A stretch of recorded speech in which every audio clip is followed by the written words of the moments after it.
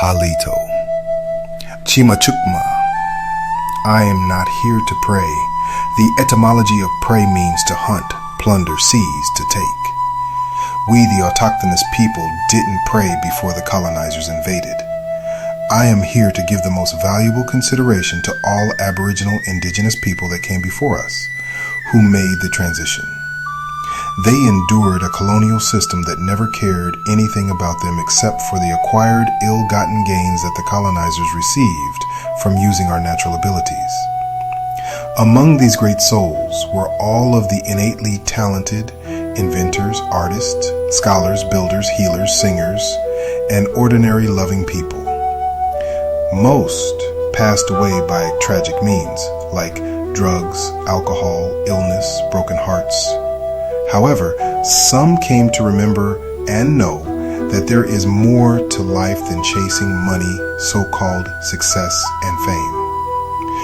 As examples to learn from in avoiding the multitude of snares and traps that they encountered in this foreign system, they left us stories of good and bad experiences, so we learn to remember who we really are, that we were once self-thinking, living our own innate spirituality, morality, and ethics, like it was before the intrusion of the European colonizers that imposed assimilation and their Christian priests, pastors, and preacher middlemen that came to control and build so-called wealth, using their manufactured God and religious dogma to silence us, forbidding us from refuting their appropriation of our lands and cultures, in fact, every aspect of our way of indigenous life.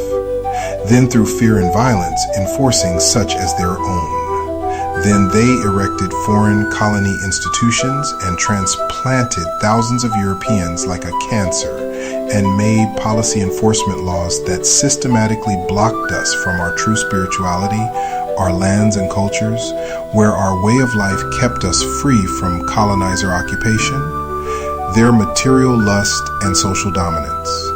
Now, there is a disease called racism and false justification called democracy, all decorated with lies and deception as normal activity. So we remember, and we are most grateful to all for lessons learned. We honor, love, and give thanks to these great eternal souls who are now our ancestral guides that we can see and listen to in dreams, in inner travels and physical experiences, in daily life, in order to increase our ever-expanding awareness by living free, during which we are in preparation for the next life, not fearful of some so-called eternal fire or a sky heaven through obedience to some man-made scripture, but in soul, the endless journey of experiences, indistinguishable from the great source.